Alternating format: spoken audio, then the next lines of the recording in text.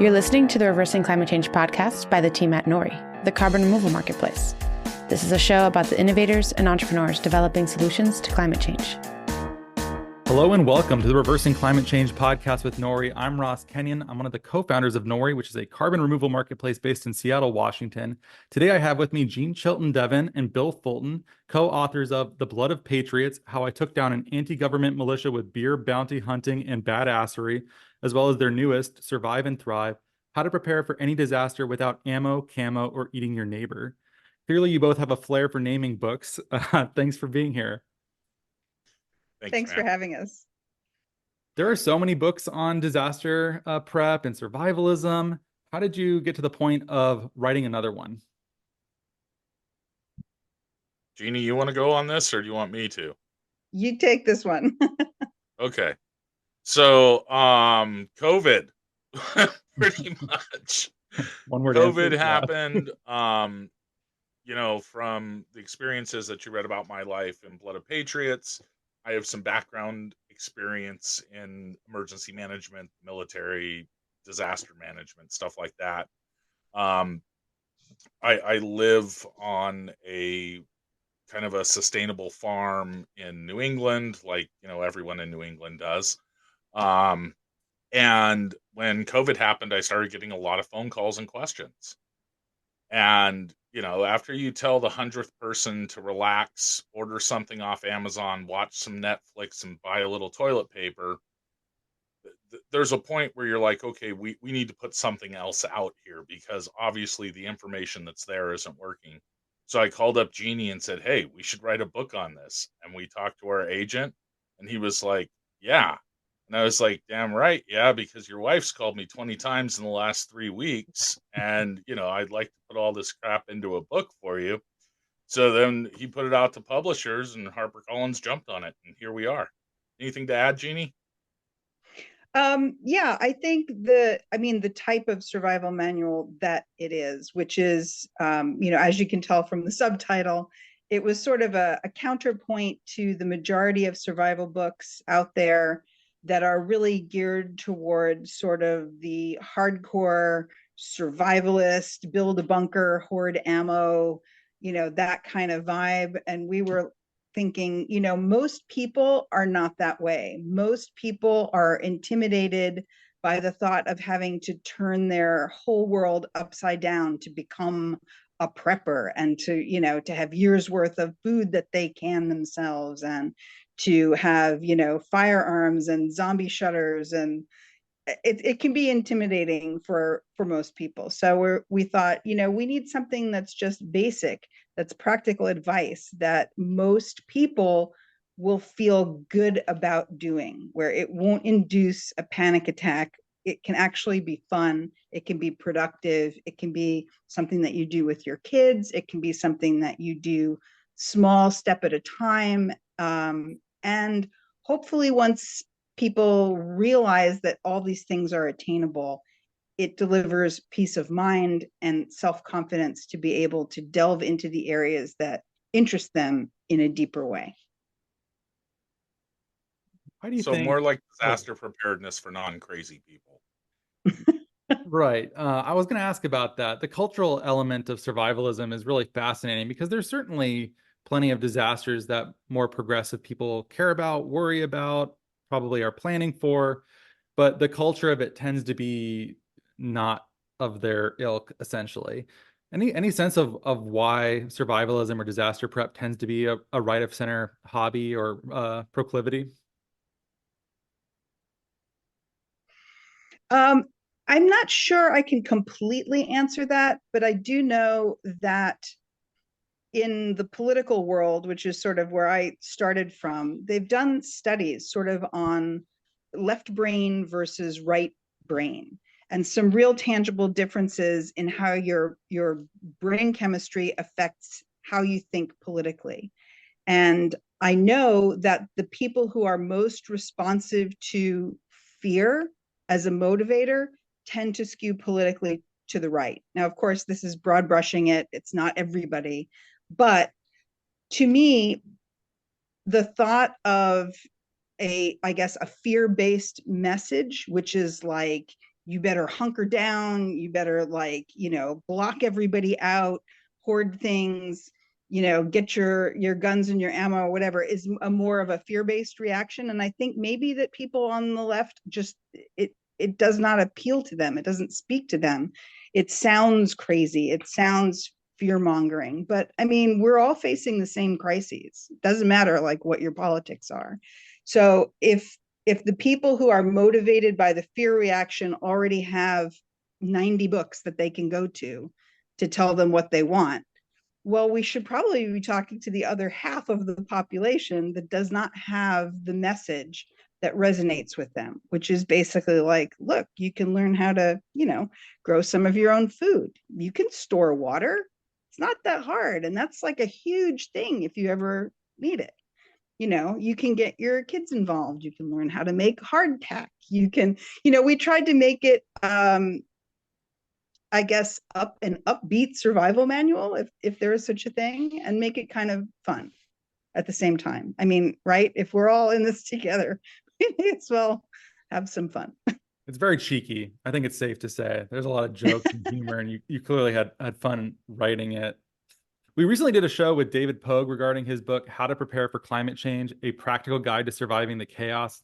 Really cool book as well. A lot of that book and the subsequent podcast is about choosing where to live and ensuring a home. And a lot of that takes place potentially decades in the future. You're trying to make sure that you have something that is worth passing down to your descendants, and making sure that some of the more boring paperwork elements of your disaster prep are in order. And I'm sure that filters into your work here as well. But I'm imagining that the average listener maybe doesn't realize that they should probably be prepared, almost certainly be prepared for more quotidian disasters that could happen. There's all sorts of possibilities for, I live in Seattle. There's always the big earthquake could happen at some point. And do people have water and food? Like if they couldn't leave their home for a week or two, are they able to even shelter in place? Is that something that they can do? COVID prepared them somewhat for this. They have some experience at this point. Most people do.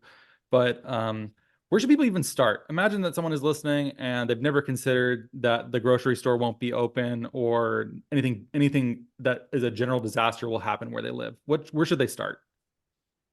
Well, not to plug the book too hard, but to plug the book. Right when you open the book, there's a checklist that's like, okay, let's figure out where you are. And I think that's with anything that you're going to do, whether or not it's disaster related or not. The first thing that you have to do is figure out where you are. Do you have the ability to produce your own food? Do you know even where your vital documents are? Do you know the routes that you need to get to, if you're in a hurricane area, what are the hurricane evacuation routes, or a flood area? So all those, doing an assessment of yourself and your situation is where we want to start with anything, even more so when it comes to disaster prep.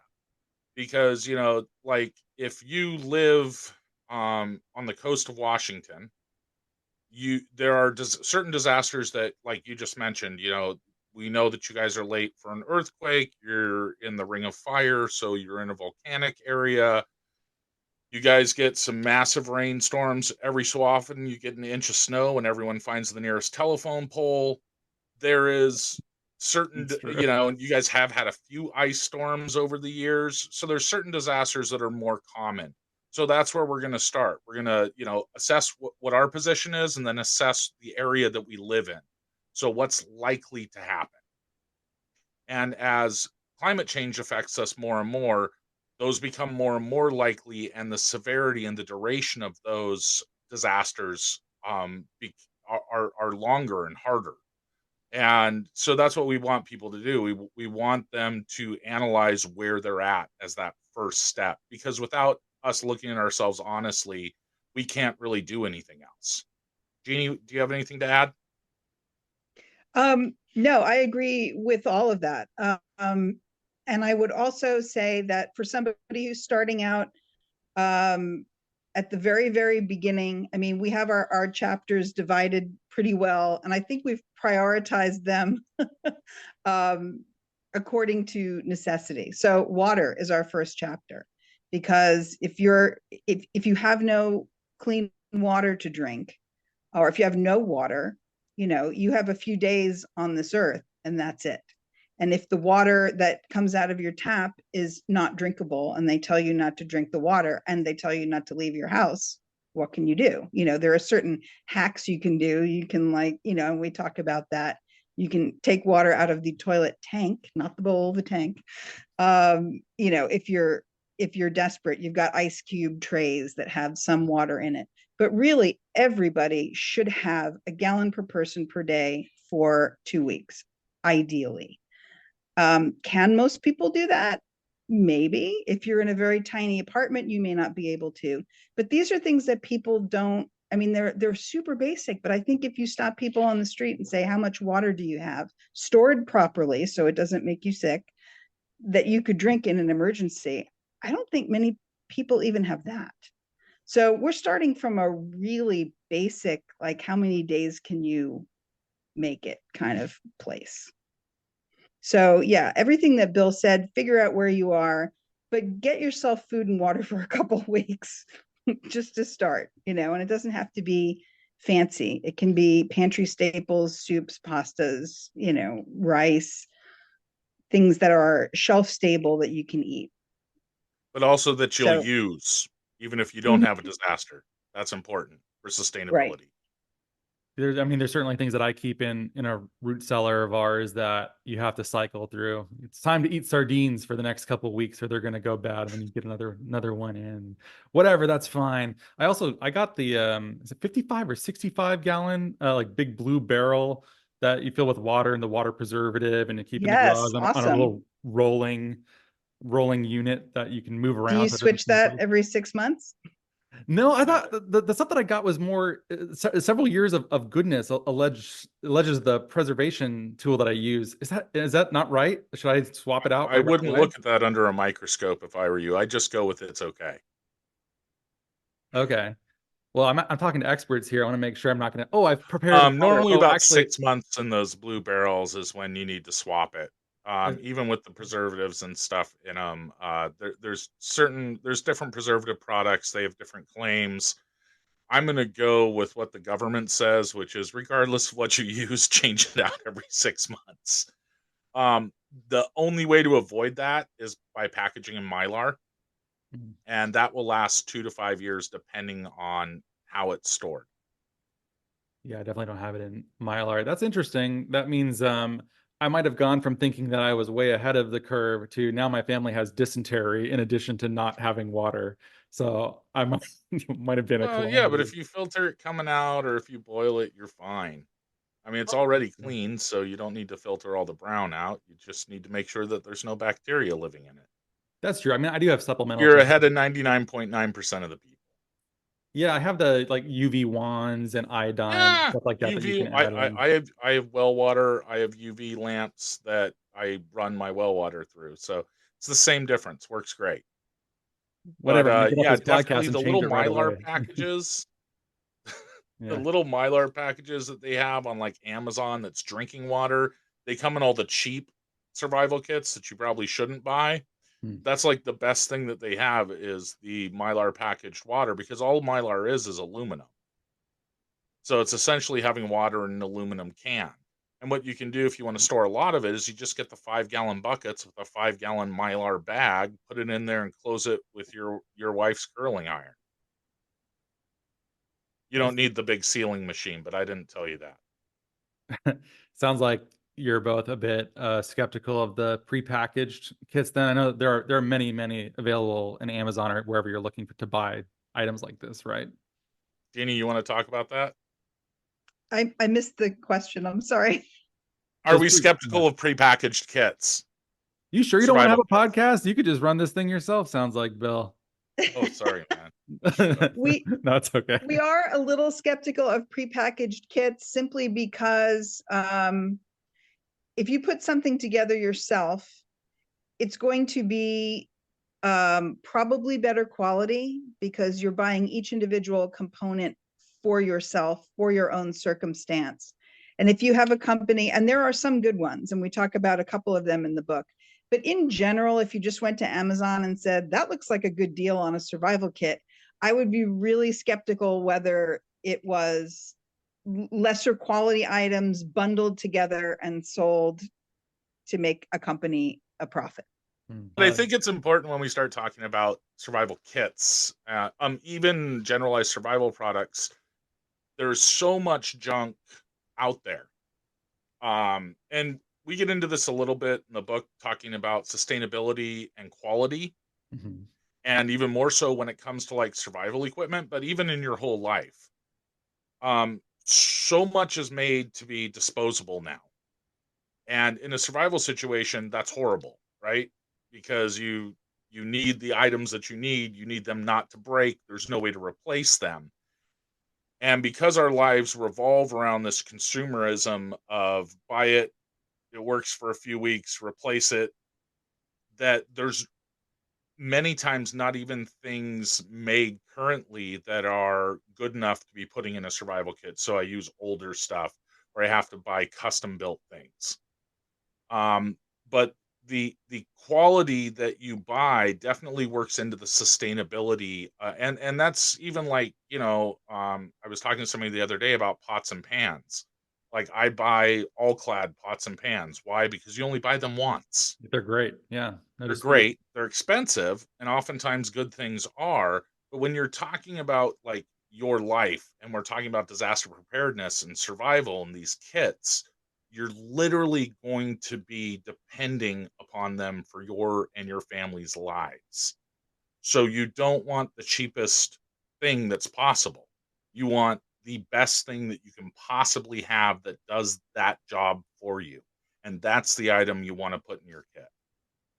Like, even if you don't care about the sustainability aspect of the waste of fast fashion and equivalent for other types of products, I think oftentimes they're just better. I would rather spend the little extra money now to get the thing that's gonna, like, the lifetime cost of ownership of that is just lower. There's Machiavellian practical reasons for wanting this. You don't have to be some big-hearted environmentalist to do it. Oftentimes it's just the better product and will bring you a better sense of happiness with owning it. At least Yeah. it's my And experience. also not wanting to die because your knife breaks. There's That, that too.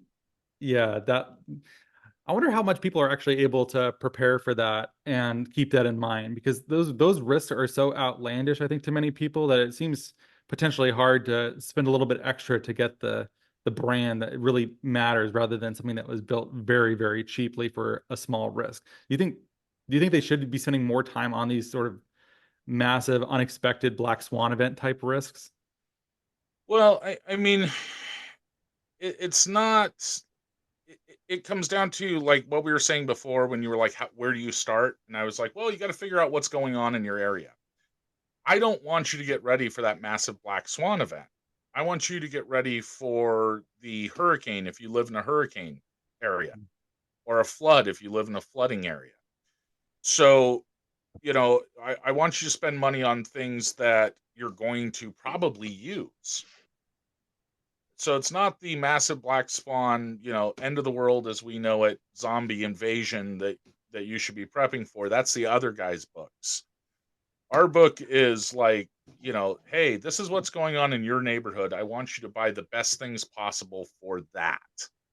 And I think it's important too, because certainly a lot of these items, really high quality stuff, for some people, all clad cookware, that's like aspirational. But in a disaster situation, anything is better than nothing.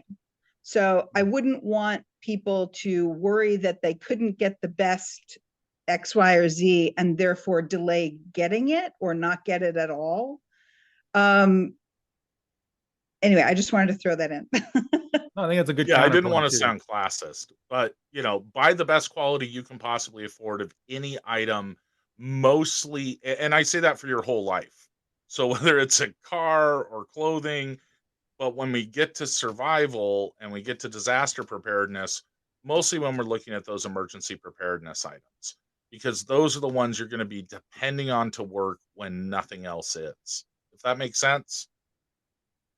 I think it makes sense. And many of the things that are in the flow chart of what you should be getting rank ordered first, second, third, I don't think they're that expensive. I think getting the water stuff that I have prep probably costs low three figures to get the barrel and to get the rolling unit and stuff like that. And then food is something that, assuming that you cycle through it, can be factored into groceries generally. So it doesn't necessarily have to be a separate budget item. There are other things too that I guess I don't know how seriously one should take security and self-defense. I know there is a macho. You're a gun enthusiast. I think it's safe to say, Bill, from reading Blood of Patriots. So what advice would you give to someone who probably listening is not a firearm owner? So yeah, I've been around him for a minute. I'm also on Veterans for Gun Reform, so I wouldn't necessarily call myself a gun enthusiast. I am a practitioner of violence.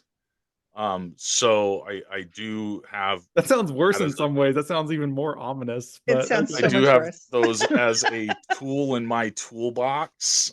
okay. And like any carpenter, I know how to use my tools. But so, guns have become a political issue, and it's really a personal choice. If you're willing to dedicate yourself to storing them correctly, training correctly, and being responsible in your ownership of one, at this point with their proliferation, and mostly, Jeannie and I both spend a lot of time in Alaska, where everyone owns guns. It doesn't matter if you're a D or an R, you're going to own a gun, because there's a good chance you're going to need it at some point, if not many points. So, I'm pro responsible gun ownership, but I'm also pro that needs to be a decision that you make, that you understand the seriousness of what you're doing, and that you make sure that you have the correct storage and training before you ever even think about buying a weapon. You endorse Does that, that help, or did Jeannie? I go too far? No.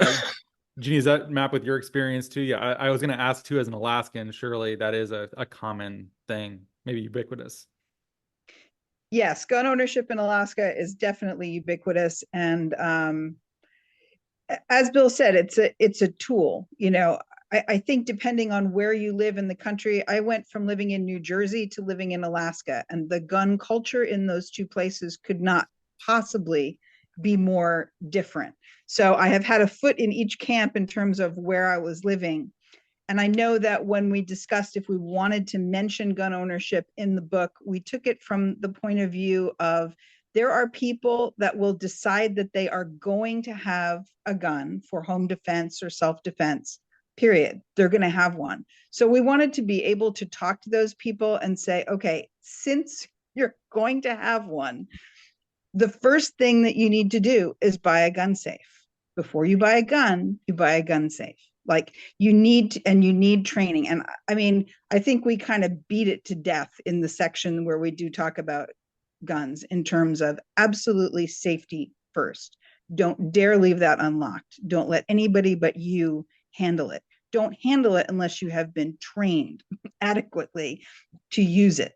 I mean, I almost feel like a parent. It's like, okay, I know you're going to do something bad at some point. So when you do, this is what you need to know. It's very sensible advice. And not that, gun ownership is necessarily bad, but it's like, that people are going to have their minds made up on a certain thing and they're going to do it regardless. So we tried to guide them through, if you're going to do it regardless, because the odds of you injuring yourself or someone else go up astronomically if you have a gun in your house, even if you know how to use it, even if you use it properly most of the time. Those are just the statistics. It is what it is. So if you're determined, despite that, these are the things that you need to do to minimize anybody getting hurt. This is the ammo you don't want to have, because if you ever shoot it, it could go through two walls and hit your elderly neighbor who's making brownies next door. I mean, these are like the disaster things we don't want to bring upon ourselves. I have a close friend who, her boyfriend came from a gun owning family in the South and was very experienced with them, but still he's cleaning a handgun and shot himself through the top of his foot. This is a horrible place to get shot through. And the exit wound, I think, was quite painful and took a very long time to heal. And that's someone who grew up with them, was very comfortable with them, maybe too comfortable, one might say. But That's exactly what he was. yeah, never point it somewhere you don't intend to shoot, your foot being one of those places. Yeah. But a lot of the That you're book, not okay with destroying is the way we put it. yeah, even stronger. I like that way of saying it.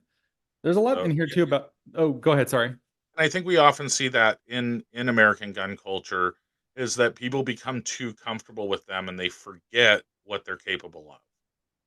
And once that happens, that leads to things like accidental shootings, or what we call negligent shootings, because there is no accidental shooting.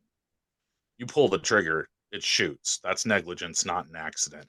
So it's very much, and we talk about it in the book. Like that's part of the training is respecting what a firearm is and never becoming too comfortable with them. Great advice. A lot of the section here on safety and security also focuses on deterrence, though, because even if you are a gun owner, even if it comes to that, and I hope it never does, there are ways that you could probably diffuse the situation, avoid it ahead of time. And honestly, even if you shoot someone in a self-justified way, you're going to court, you're being arrested. It's Oh, it's it's going to be paperwork, and it's nobody likes paperwork. so yeah, even if it was entirely like there's video of it, this person was coming at you with an axe and you had to do it, it's still going to be horrible to deal with. Surely it'd be much better to have security lights and alarms and other ways to just make Yes, sure someone doesn't come to you in a disaster situation. Yeah. And I think that's why we absolutely. talk about it in the Because book. Go, Jeannie. Sorry. It's I only mean, hard with three even people. It's if, okay. sorry, even if it's you're absolutely in the right, somebody was meaning you harm, you did everything properly, and you end up shooting somebody, that's a terrible mental burden on you as Yeah. well. It isn't, it's not the movies where you go bang bang, got him, next scene. It's like that will be with you for the rest of your life. It's not, even if you do everything properly, you still never ever want to do it unless there's absolutely no other recourse. And there is 99.99% of the time, there's another recourse that you can use. Just like you said, safety lights, don't make yourself a target. Think like someone who was going to break into a house after a disaster situation. What would you be looking for? You'd be looking for darkness. You'd be looking for a house without, a big dog. You would be looking for easy access. You'd be looking for places where you could hide and not be seen. I mean, Bill is the expert on this part. I'm sure he can take it from there, but there's a lot you can do to deter, which is the best case scenario. Yeah, I think Jeannie said it really well. I think a lot of people don't understand, and I've seen this in Southern gun culture a lot. The second that you bring a gun into the situation, it becomes life and death. And I think a lot of people forget that. Mostly these guys go into McDonald's wearing assault weapons on their backs and other idiocy. So the second that a firearm comes into it, that then becomes a life and death situation for whatever the situation is. Not all situations need to be life and death situations. And if you kind of read the security section, you see how we start out with, we want you to start here, and then we're eventually going to get to all the things we don't want you doing, but we're going to talk about those anyway. But what we'd really enjoy you doing is all these other things so you never have to get over here. And that's when it comes to security, deterrence is your best weapon. Not having anything happen to you because you are a hard target, because you haven't advertised yourself as, hey, come take my things. And we go over the gray manning and stuff in the book a lot. And I think that's a concept that a lot of people, because we've been told so long that hey, personal expression, make yourself look loud, be an advocate, uh, all this, assert your rights. So when we start talking about security, what we're talking about is just blending in 99.9% of the time, not making yourself a target, not being that guy, and avoiding those situations entirely by doing that. And we start there and then just kind of work our way out to, this is the absolute worst thing that you could ever do. Don't do this. But if you do have to do it, this is how. And that's how we view security. I had a thought on the ethics of it where because deterrence, does it just mean that they go to someone who's less well prepared to defend themselves than you? Is there a steady state amount of crime and opportunism in a disaster situation? Just means that I've taken the time to think about this ahead of time, and that just means they go to my neighbor who was not thinking, and therefore they are extra victimized. Like, what are the ethics of But that deterrence? also allows you to help your neighbor. And we That's talk about true. community a lot in the book and making those connections within your neighborhood. And as part of your disaster recovery, your disaster preparedness, and all things that you do, you should be looking at your community too. Um, and again, we don't want this book is not written for the guy that wants to douse himself in gun oil and rub it on himself in his mom's basement. This book is for those people that want to take care of themselves, their families, their neighbors, their communities. And if you take a holistic approach to it like that, then you helping yourself allows you to help your neighbors. So if they do move on to your neighbor and they're not dealing with you, that you can then go help your neighbor. Hmm. And And your neighbor, we talk a lot too in the book, like Bill was saying, about community and also about having that network. Like, you should have probably already know who your neighbor is, have talked to your neighbor, talk about the safety of the neighborhood. And my ideal, my wish, my hope to the universe with this book is that people will read it, they will learn from it, and they will share the knowledge with other people, because that's really what it is all about. It's not about isolationism and being a lone wolf and barricading yourself in and letting the rest of the world go to hell. It is about having networks ahead of time, knowing your neighbors, knowing who, like, is your neighbor an elderly person, a special needs person? Like, what is your neighbor on the other side, a doctor? Do they have special skills?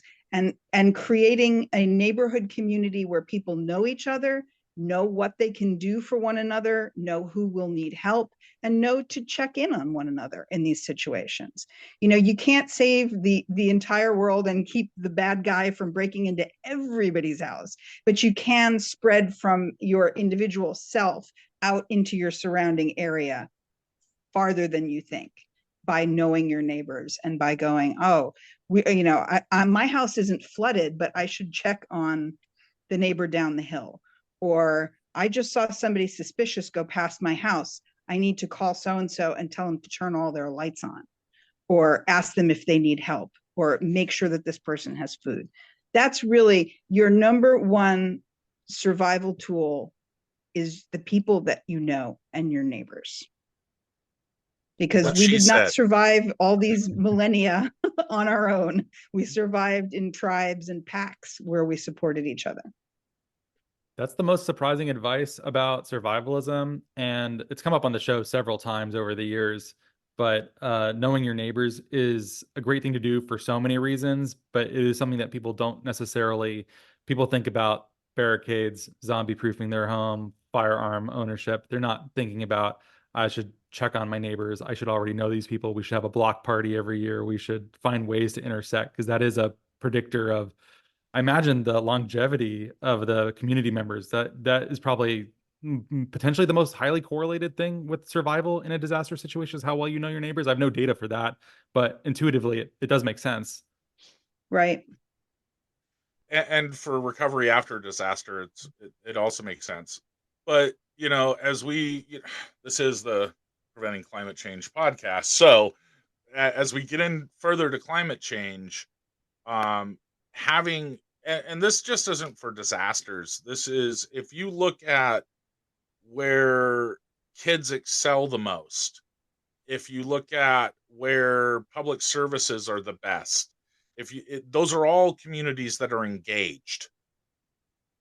So if you want a good quality of life, if you want your children to have a good quality of life, if you want to be able to deal with issues that come up in your community, the best way to do that is to be engaged within your community, to know your neighbors, to work with your neighbors. And so not just in a survive and thrive area, disaster preparedness area, but on everything else, knowing your neighbors makes it better. The and thriving having a part. better, stronger community, less crime, more of a social safety net, more of an emotional and psychological safety net. All those things come with it. So, I think it's a great idea even outside of disaster preparedness. The other thing I was going to mention too is knowing like what's a safe house in your neighborhood where kids can go. If parents are trapped at work and kids are coming home from school, what are you going to do? I mean, all of these things. Like I love my neighbors, and we have multiple block parties a year, and it's fantastic. I've not had it anywhere else that I have lived, but I know if I was alone in my house and I had an accident, I could pick up the phone and call them, or they would say, I haven't seen Jeannie outside today. I wonder if everything, she was having some medical problems. I wonder if everything's okay. I mean, just having that it gives peace of mind. And as Bill said, that's the way that communities will thrive. And surviving is necessary, but thriving is optimal. Thriving is optimal. I have people on my street of both R&D camps, and I'll see their political signs at election time, and I know they're the way that they lean. I think knowing them in person also softens a lot of the polarization. I think being able to say, sure, they might disagree with me on this, but they're a good person, and I know that because they gave out Halloween candy, and we had a chat, and they're very nice people. And I think a lot of that, as opposed to just retreating into your own little camps, arguing online and yelling at each other and separating entirely. I often feel that it is a good binding experience, just seeing that actually there's someone on the other end of this keyboard or the screen that loves their kids and wants the world to be a better place. Within reason. Yep. I think it's safe to say that. Absolutely. Well, and it's a good way to be an ambassador for whoever you are. If you say, hey, we're in hurricane country here. Let's do a phone tree. Let's just make sure that our block, is all accountable, and make sure that if something bad happens, like, my in-laws are in Clarksville, Tennessee. Holy cow. Like they just had, the Ripper tornado go through there. And it's like, if you live in an area where that something like that could happen, check, know who you should check in on. But I don't think anybody, regardless of their politics, would be mad at you for saying, I want to check in on you if something bad happens. Like, can you give me your contact information? Would you mind if I came over and knocked on your door if I feel like, you need to check in? I think people like that. Yeah, it's a nice thing. And I live way out in the country, so we just have to do that anyway. Because, if the bridge gets blocked by a tree or ice, nobody's getting out. So you got to know who has tractors and excavators at 4:30 in the morning. It's just the way it works around here. But I'm spoiled. You sounds like you're spoiled.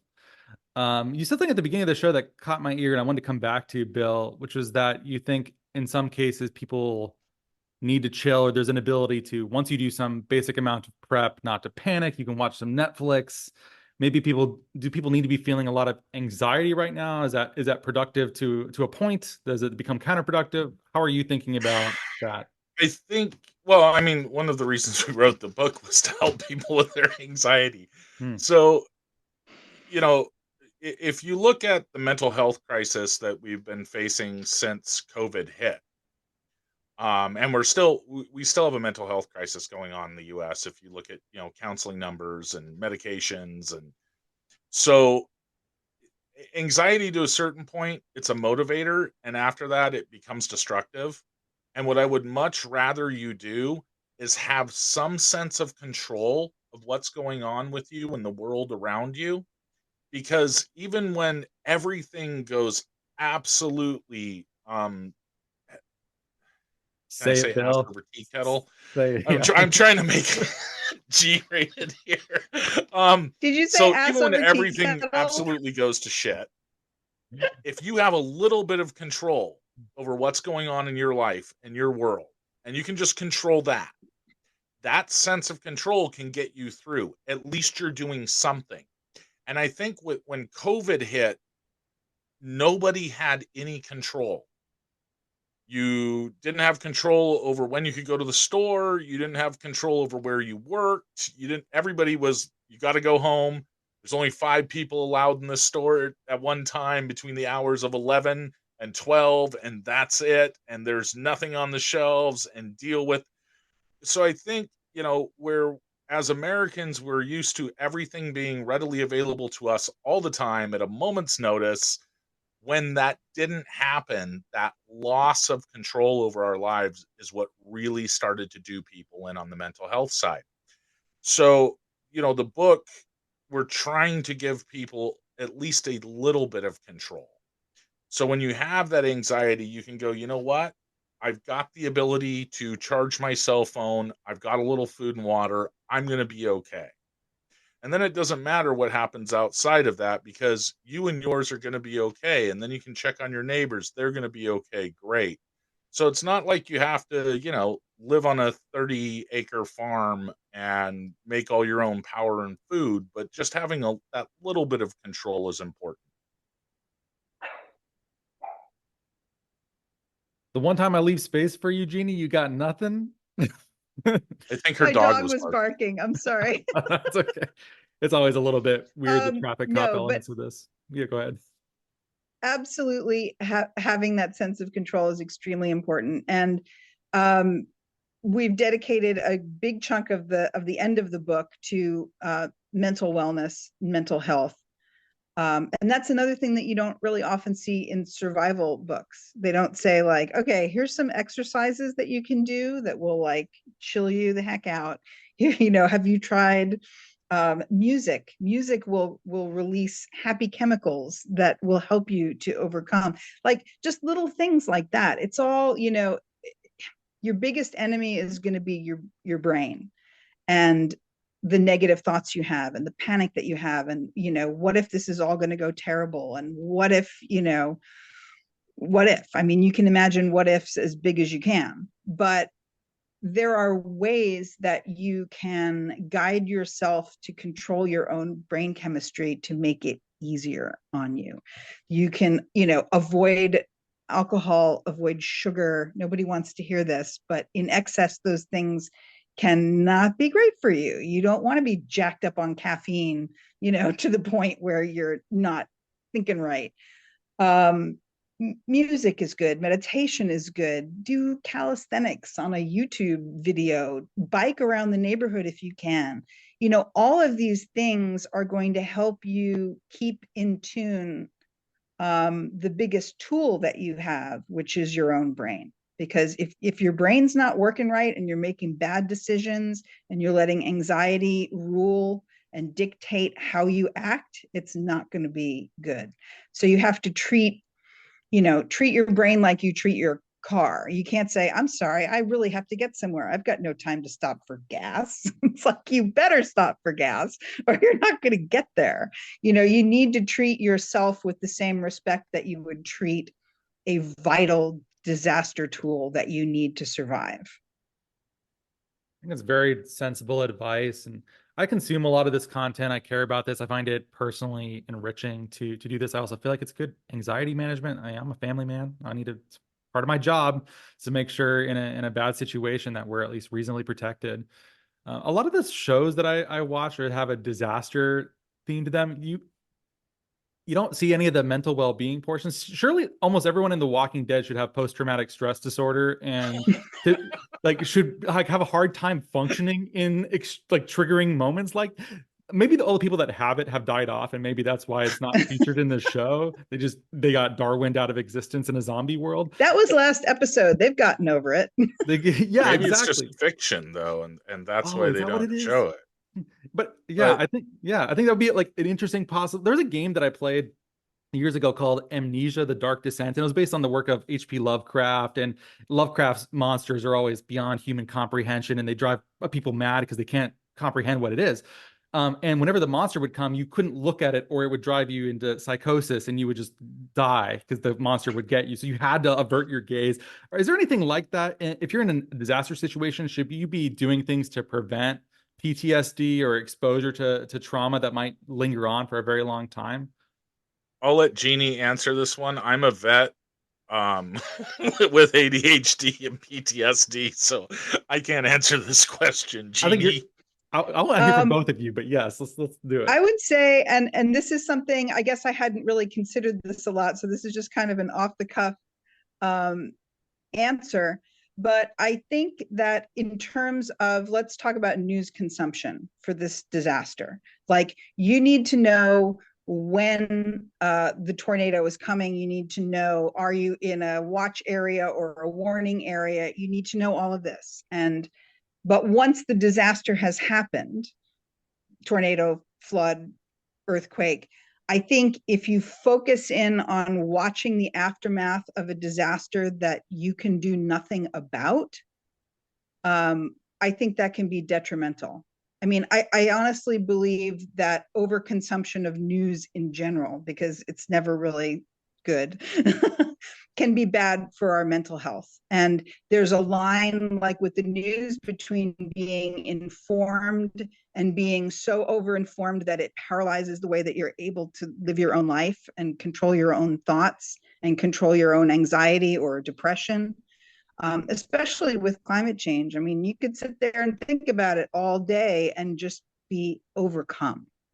So I think there is a point at which, when it starts to be debilitating for your ability to act, that you need to scale it back a little bit, especially when there's like nothing that you can do about that one thing. But I think we have, we can't take our eyes off the disaster.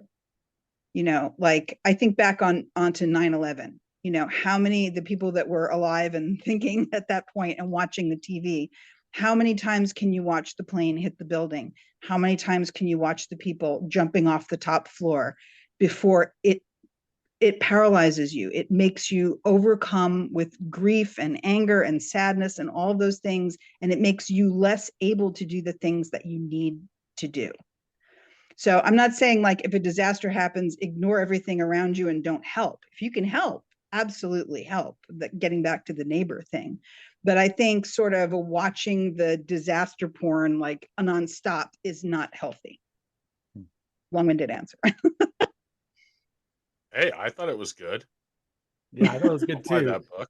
Bill, you don't have to talk about this if it's bad for you to do so. But if you Oh, have no, to, no, no, no. I like having a mental distraction. We talk in the book about having board games and cards and watching a movie. And so having those mental distractions that make life feel a little bit normal, even when everything outside of you is completely abnormal, really important, to prevent, just completely losing it, essentially.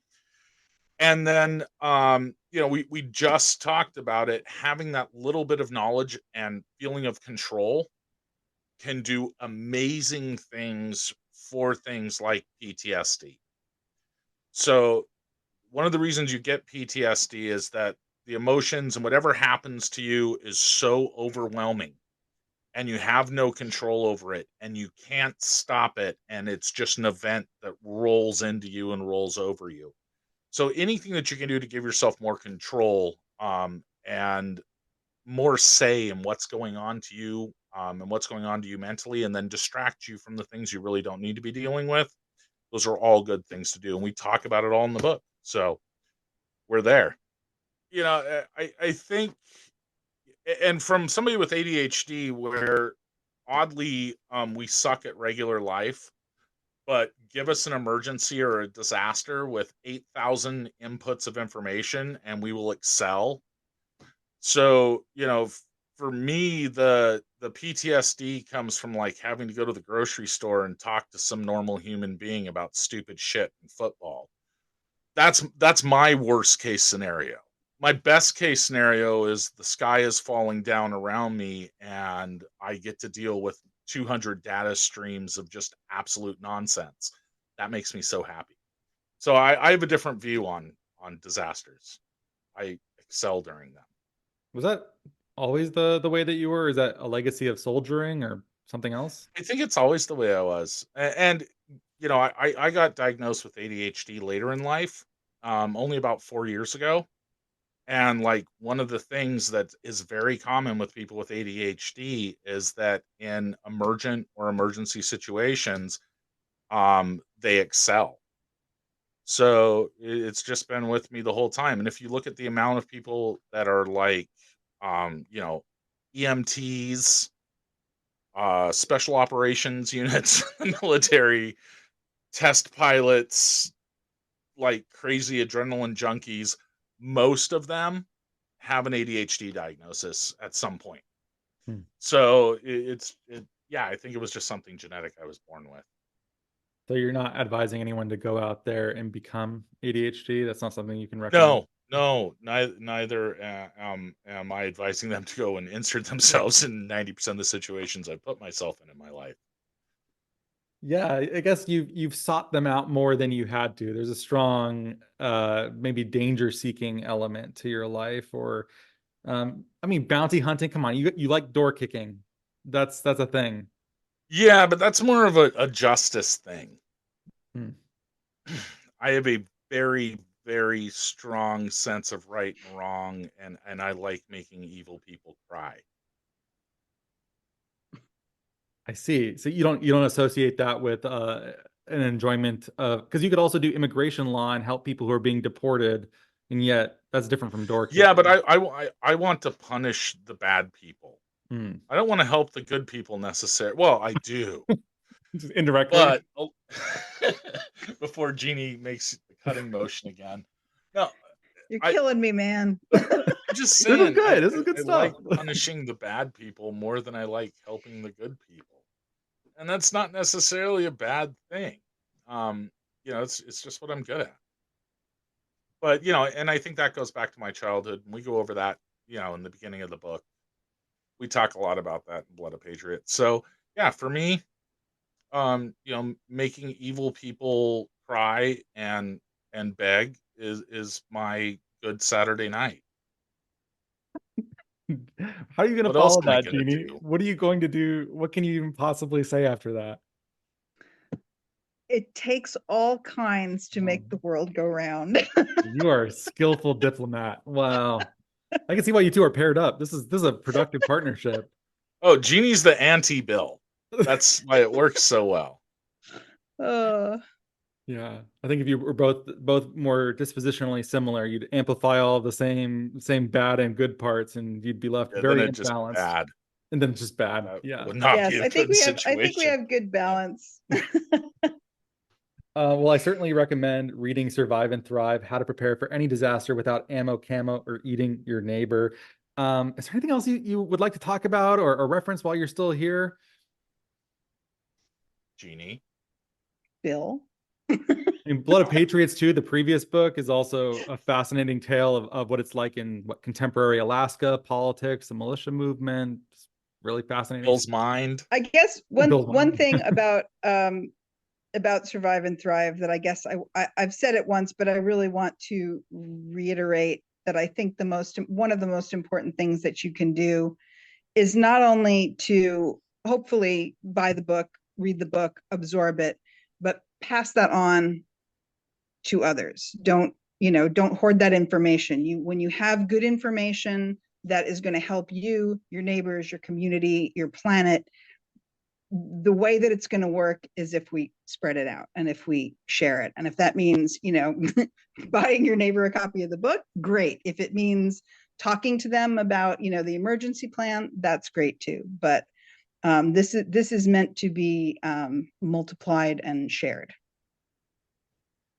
I would also add that, as climate change comes down on us, which we're seeing right now, and we're just seeing the very beginnings of what's going to happen, regardless of how much we do now to fix it. I mean, we're at least 20 years behind on the lead, even if we fixed it today. I think that's true. So as those things happen, there's a new world that we are going to have to prepare ourselves and our children and our grandchildren for. And this book is kind of the start for us. It is not a one shot, one kill deal, and we plan on coming out with more. But more importantly, I want people to look at this as, hey, this isn't just about me. It's about my kids. It's about my grandchildren. It's about what this country and world's going to be 50 years from now, 100 years from now. And, if we don't start preparing now to be more sustainable and more self-sufficient, we're not going to have the time later. So get it in now while we still can. and Amazon's And cheap. once you start, it's very empowering. Yeah. It's, once people do one thing, they say, oh, I can do this. Well, if I can do this, I can do that. And it really is, just like Bill was saying, it is a sustainable lifestyle that will pull us through. Sustainability is survival was one of our alternate titles, but that's it's very true. So the whole disaster survival part of it really blends in with the sustainable green thinking, moving forward into a world where we're going to need to take way better care of it than we have thus far, if we're all going to make it out the other side. I feel very similarly. We didn't even talk about the food production angle of this too, but I keep chickens, and it helps me connect with eating and appreciate the food that I buy and make myself. To be, I don't know, I just feel better and more connected to the entire food system in a way where it's different from being a consumer. And also, that if something bad happens, you have meat chickens if you truly need it, but ideally they're just laying chickens, and that is happening alongside your garden and other things. And it reduces anxiety to take steps where it's not just something bad happens and you are just the recipient of bad. There's something that you can do that actually will improve your likelihood of success and survivability and thrivability. And that's good. This doesn't have to be an anxious thing. This can be a spiritually positive, fulfilling thing. And I think your book, in both the way that you speak here, captures that. And it's better for your life anyway. Fresh eggs, and the waste from their coop you can put on your garden, helps you grow vegetables. And a lot of the things that we talk about in the book are things that normally people probably wouldn't connect with, like disaster preparedness or survival, but they are. And the more sustainable and self-sufficient you are, the less you have to worry about what goes on out there. And the more sustainable and self-sufficient your neighbors are and your community, the less you have to worry about. And the more communities that become more sustainable and self-sufficient means that a localized disaster that affects one, the others can help, and it won't affect the others as much. And as we move into climate change and we begin, mass migrations and other things that are going to happen, that's talking about the future here, not too distant future. But as we move to those things, we're going to have to start living this way. So as Jeanne said, it's kind of a roadmap for your life. And that's separate from the disaster preparedness, which is just a benefit of living a more self-sufficient, sustainable lifestyle. Well, thank you, Jeanne and Bill, both for being here. It was a great show. Really appreciate your time, and thanks for being here. Thanks for having us. Thank you so much for having us. Thank you so much for listening. If you could please subscribe and give us a great rating and review on Apple Podcasts or a rating on Spotify, that'd be much appreciated. It helps us get our content out to more people. You can sign up for our newsletter at nori.com, follow us on social media, and we will catch you next time.